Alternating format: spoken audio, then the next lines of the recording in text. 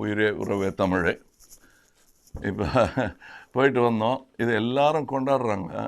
இது நம்ம அவ்வளோ குதூகலிக்க வேண்டிய அவசியம் இல்லை. ஏன் சொல்கிறேன்னா, இப்போ என்ன பேசியிருக்கோம்?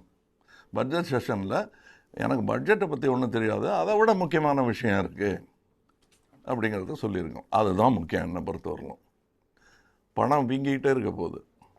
அது கோவிடை விட ஆபத்தான நோய், பரவும். அதுதான் நமக்கு முக்கியமானது. அது பரவலுக்கு யார் உதவி பண்ண போகிறாங்கன்னா நாம தான். ஏன்னா ஓட்டு போட போனோம் சார், ஆனால் பேர் இல்லைன்ட்டிங்கன்னா தோத்ததாக தான் அர்த்தம். உங்களுக்கு புரியுதுங்களா?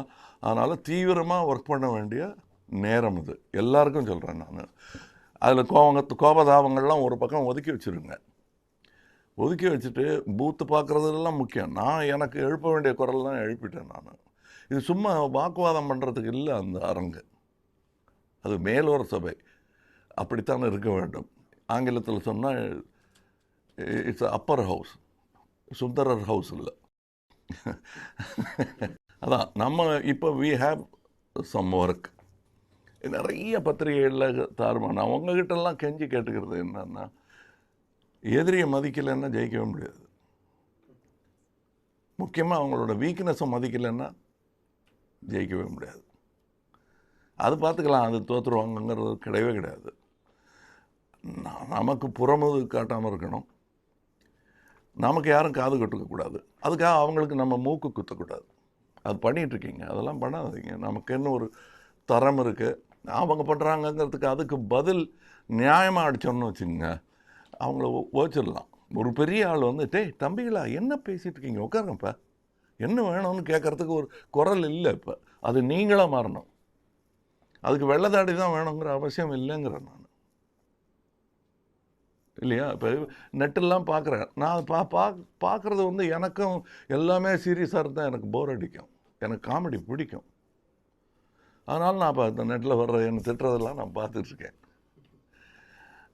அதுல கோவப்பட்டுறாதீங்க நீங்கள். ஏன்னா நமக்கு நம்ம பலம் தெரியும்னா எதுக்கு கோவப்படணும்? ஒரு உதாரணத்துக்கு சொல்கிறேன்.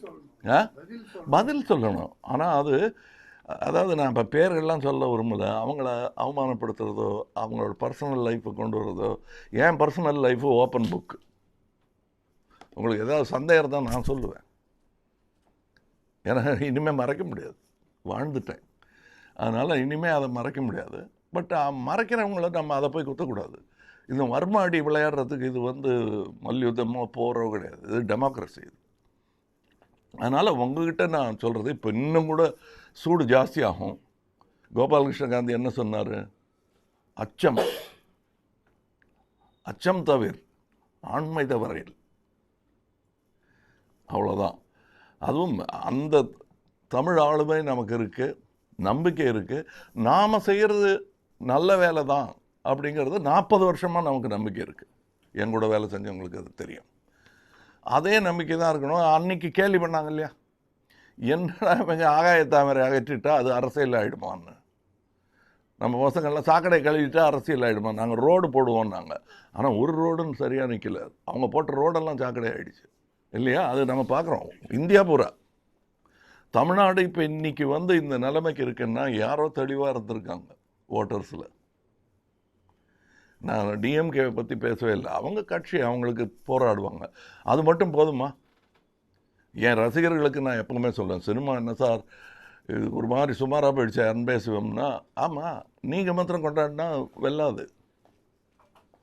நாங்கள் பாரு எல்லாத்தையும் ஜெயிச்சிருவோம், நீங்களும் கத்தியிருக்கீங்க. அப்படி நடக்காது. மற்றவங்க வந்தால் தான் கட்சியும் பெருக்கும். இதுதான் அவங்களுக்கு ஆரம்பத்துலேருந்து சொல்லிகிட்டு இருக்கிறது நான். இப்போ வர ஆரம்பிப்பாங்க. ஏன்னா குரல் கேட்கல. இப்போ எல்லாத்துக்கும் நானே கத்திகிட்டு இருக்க முடியாது.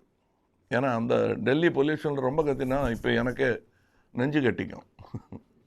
நெஞ்சில் ஈரம் இருக்கணுமே கூட தவிர சளி இருக்கக்கூடாது. இது இப்போ இது என்னங்க, இப்படிப்பட்ட லெவலில் தான் சார் எதிர்வினைகள் வந்திருக்கு சார். வாங்க நம்ம நேரம் பேசிடலாம், கிட்ட வாங்க.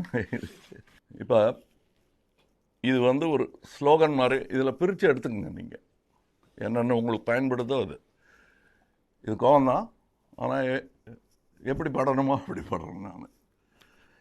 என்றும் இனவெறிக்கு எதிரான குரல் நமது. என்றும் இனவெறிக்கு எதிரான குரலே நம்முடைய நாளையை நமதாக்கும். அதற்கு எதிராய் எழுந்தவர்கள் பட்டியலை மூளையில் பதித்து இன்றும் நாக்கு நுனியில் வைத்திருக்கும் உலக அறிஞர்களை, தமிழர்களை படித்திருக்கிறேன். அவர்களை தொட்டு எழுதியும் இருக்கிறேன். அவர்கள் சிலர் அவர்கள் எழுதும் கையால் என்னை தொட்டிருக்கிறார்கள். Gandhiyar, Einstein, Chaplin, Periyar, Martin Luther King, Anna, Kalaignar, Kalaivanar, NSK, Mandela, எழுந்தவர் பட்டியல் மூச்சு முட்டும் வரை நீளும். வீழ்ந்தவர் பட்டியல் அதைவிட நீளம். வீழ்ந்தவர் விட்டு சென்ற எச்சங்கள் இன்று மன்றத்தில் நம்மை சுட்டிக்காட்டி எடுத்துக்காட்டியும் பேசுகிறார்கள். பேசட்டும். அந்த மொழி எனக்கு மட்டும் சொந்தமல்லவே. அவர்கள் அதை பேசக்கூடாது என்று நான் தடை போட்டது கிடையாதே. பேசி பார்க்கட்டுமே அவர்களும். ஆம், பேசி தோற்றவர்கள். பேசி தோற்றவர்கள். எப்படி இப்படி சரளமாக வருதுன்னு ஆச்சரியமாக இருக்குல்ல. இது கலைஞர் வசனம். மறந்துருப்பாங்க பல பேர்.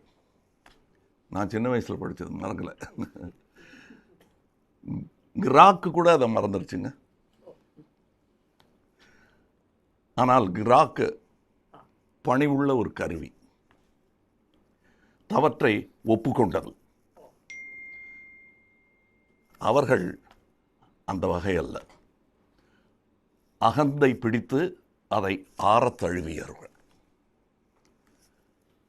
அகந்தை வீழும்.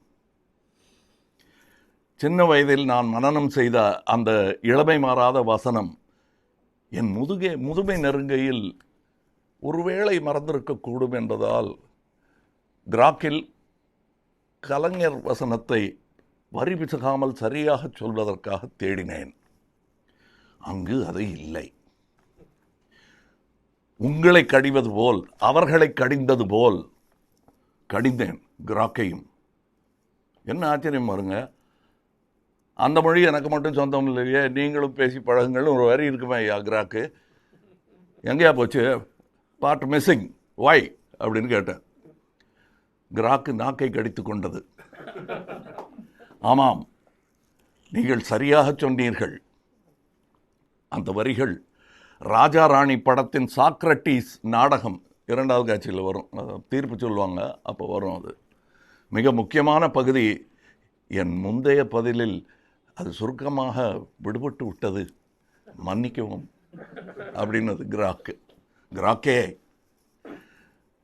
கலைஞரும் நானும் உன் பணிவை மெச்சினோம், வாழ்க பிழையின்றி. இது அவங்களுக்கு இந்த பாஷையெல்லாம் புரியாது. உபயகுச்சலோபரி தண்டம் சமர்ப்பித்த விஞ்ஞாபனம். தமிழ் பண்டை மொழி கவைக்குதவாது, ஏஐ எமக்கு எல்லாம் சொல்லும் என்று மார்தட்டிய என் ஹிந்தி தம்பியின் பார்வைக்கு தமிழ் தெரிந்தவர் யாரிடமேனும் ஆங்கிலத்திலோ அல்லது இன்று வழக்கில் இல்லாத உங்கள் மொழியிலோ பெயர்த்து கொள்ளுங்கள்.